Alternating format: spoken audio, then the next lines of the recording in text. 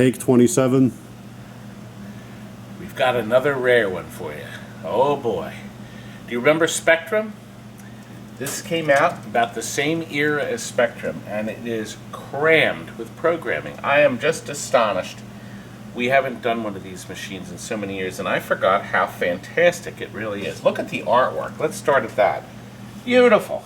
Beautiful job. I mean, Bally threw everything in on this baby. I mean, they covered everything.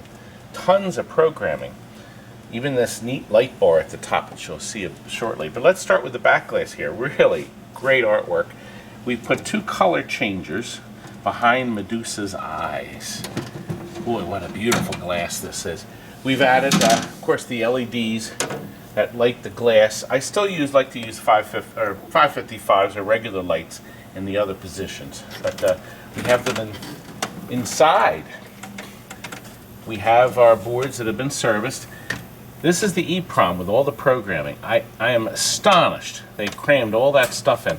We're dealing with a piece of equipment that's 30 years old, folks. And they crammed all kinds of great stuff into that chip to program this game. Just unbelievable job. One of my former employees is buying this machine, Steve Zamansky, and he's all excited because he hasn't had a Medusa in years. But he knows all about it. He even told me some of the rules. It's kind of neat. I thought Steven should get one of these brand new driver boards. Thought it'd be great for him to try it out and see what he thinks. The board seems to be running well, and they're making these, they call it the Ultimate Solenoid Driver Board by Vault-Tec. That company, Vault-Tec, has single-handedly made dozens of machines come back to life. Because, of course, their logic board, which is in here, now they make the solenoid driver board and they make the lamp driver boards. Without Vault-Tec, let me tell you something, I think half the games out there wouldn't exist. Thank God for them. Their soundboard, Bally Squawk and Talk board. Lots of sound programming and voice. Their great board runs just tremendously. You just need to change the power supply capacitors to keep that running well. Lamp driver board, their normal one, but of course they ran out of room, so they use actually almost every single transistor on both lamp driver, regular and auxiliary. The 7-digit displays are for the 4 players and the 6-digit for the credit window. And we've reflowed solder. We had a couple transistors out to fix, segment issues, little issues like that, but it's all done. Electronically, as sound as can be. This game also has a display under the field. So the cable from here continues down with a plug to power this extra display, a 6-digit display. You'll see how that works. Get a load of the cabinet. Get a load of this cabinet. What beautiful artwork. Stephen repainted the brown. We have a high gloss brown on it. This isn't the greatest place to be showing you this cabinet. Go on this side so you can see the artwork on the side. I'm going to move my large presents from the room on my memory card to capture all of that. You need to have like a 40 gigabyte card to capture my true essence. Do you know that? Nah, maybe about only one cheek's worth. Listen, look, the play field. There was a factory Mylar on the field. We had to do some touch-up where the factory Mylar wasn't there. Once again, Stephen and his pen has transformed it. Oddly enough, we were doing the final tests of this yesterday, and the original spinner broke apart. Gosh, these bastards at Bally. 30 lousy years. Frank, I'm going to call them. I'm going to call them up and scream. They'll send you out a new one. You'll get it Monday. Well, what we're going to do with Steven, he's on his way to pick this up now. So what we're going to do is I'm going to give him this white generic one that Marco makes, I think, for now. I'm going to repaint this. So Medusa's on one side and it is a plain brown on the other. So it spins. You see, it looks like the Medusa head spinning. We're going to make a brand new one and I'm going to send it to Steven. He can pop it in. It's real simple to do. Look, new drop targets, white and red, courtesy of Pinball Resource, and he also makes the caps with the original gold Medusa inlays. Aren't they beautiful? And Marco has these red clippers. Isn't that nice? Now look, it's interesting. They put the lights under here. Electra did this. Steve, what else did this, Frank? There's green ones for Electra. You can turn them on and off. The upper flippers actually mechanically turn the lights on and off. There's an actual switch next to the end of stroke switch. Clever. They didn't need to have electronics do that. They just did it working off of a mechanical switch. Real sharp effect though. We've done LEDs in various locations. Behind the targets, the only thing they don't make, I'm very sad to say, are the translucent targets at the top. So we've put color changes behind these two targets, and we have a regular light behind the other. Can't do anything about it, guys. Maybe somebody, hey, who's going to make translucent targets for Medusa? Come on, somebody out there. Come on. Big complaint about this game I hear from people restoring them is the playfield is just a complete disaster to work on. Actually, you know what? I should show you because it is unbelievable. Bally packed everything but the kitchen sink. I think they were trying to figure out where to put that when they probably said stop. See, this is back in the days where there wasn't a card but individual light bulbs. You have to be so careful when you change the bulbs because if you're not careful, you'll short out the transistor. So you got to do it very carefully. The relay you got to take out and reheat to make that play like new. New end of strokes, new cranks, new plungers, new sleeves. You have to do that. And look, even the nyliners in there. Brand new, courtesy of Steve Young once again. All these parts you can buy. You change them, the game is as good as new. And it works just tremendously. I think we're ready now. Oh, bottom transformer. You got to change the bridges. 35 amp bridges have to go in there. You have to put some new heat sink underneath it so this runs it as cool as it can be. Yes, you can cook an omelet on this if you feel like it, but you know, you got to keep that running cool. And let me see what else we did. Oh, of course we always repaint this with new barrel spring, new cabinet switches. The typical things you have to do with something that's old. We have new casters on the legs, all the little things that make this game or any game play well again. Anyway, I think we're ready. Are we ready? I think we are, right? Ready. Okay. We're now ready to show you some gameplay here.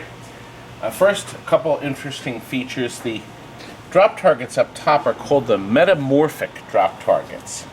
And you're going to see why in a second. When you first start the game, they all come up. And just the one is up. That's the key critical shot. This is your skill shot. You try to shoot it when the green light is on, and that'll light these buttons out, and they'll add value for your Gorgon. You'll notice each of these lights corresponds to another one of these lights here. Anyway, to get these targets to go in, you have to hit these targets. So you need to use your flippers right away, and if you do, you luck out, these move in, but you can still lose the ball between the center. But notice there's now two. Now on the light bar here, Stephen also helped getting it. He also explained a couple things. See, it's timed. They only stay close together for a short time. Let me hit it again.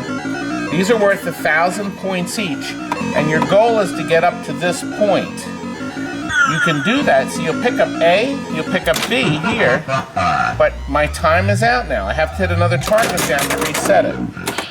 Now, I moved up my light bar. I got a lot more points. I picked them up by just rolling in here. Isn't that nice? I picked up my points and I move in. Now, of course, you lose your time after a while. You'll also lose time, I should point out, on either of these outside lanes. That'll drop your targets out too. Now down here in the center, the game starts you out with 5 shields. This is the shield of the gods, and it's controlled by the upper button. Each time you use it, it counts down. Now, these freeze the letters. See, if you can match the like in numbers, you freeze one letter and another, then you'll win a free game.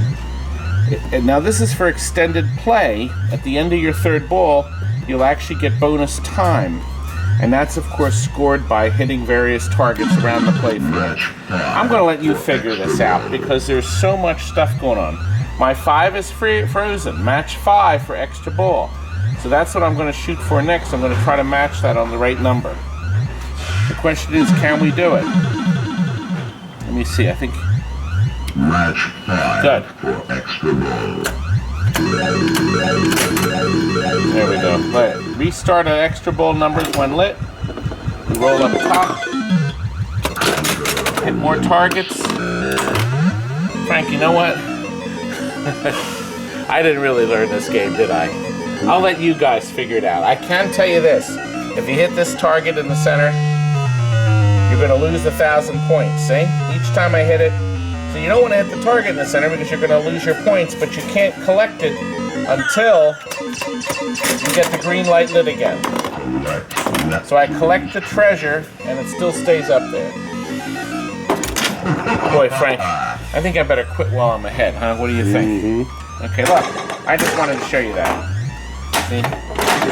See, I haven't played this game long enough. But anyway, you can see, jam-packed with programming, lots to do. I think our customer, Steven, is going to be very happy when he gets his baby home tonight. Wait a minute, I forgot something.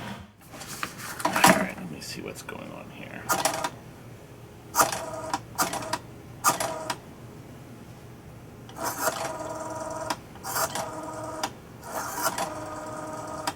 I'll give them a piece of my mind. Pieces of shit.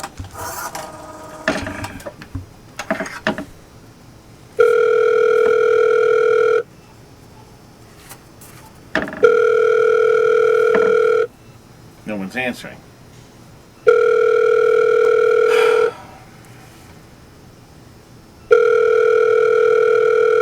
Still no answer. What are they running here? Stupid company.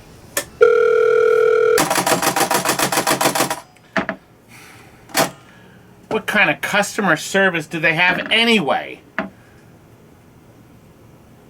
How about buying a real arcade game for your house?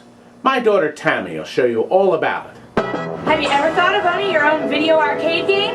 Well, come to TNT Amusements. We've got plenty of them. We have 100 different machines for sale in our Southampton, PA showroom. Where can you find classics like Galaxian and Mortal Kombat, Pac-Man, Space Invaders, Stargate? Oh, and we have Pinball. If you get tired of your game, we guarantee you generous trade-in credit. How about buying your very own shuffle bowling alley? Woo! Oh, I love touchscreen games. How about buying your very own bubbler jukebox that holds 500 CDs? It's electric! And all of our machines come with TNT Amusements' exclusive 5-year service plan. Go to our website for prices and more info, tntamusements.com.